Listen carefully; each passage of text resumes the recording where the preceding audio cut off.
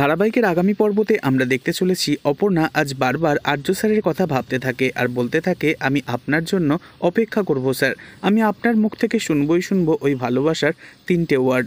আমি জানি আমার দেওয়া গাছটা আপনি সযত্নে রেখেছেন, আর গাছটাকে প্রতিদিন জল দেওয়ার সময় আপনি আমার কথাই ভাবেন মনে মনে।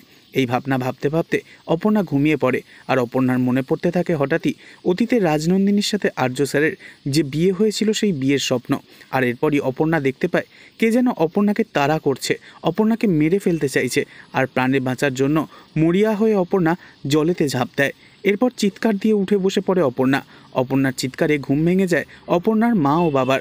এরপর অপর্ণাকে শান্ত করতে অপর্ণার বাবা ঠাকুরের জায়গা থেকে বিভূতি এনে অপর্ণার কপালে দেয়, আর তারপরই শান্ত হয় অপর্ণা। তবে কি হবে আগামী দিনে?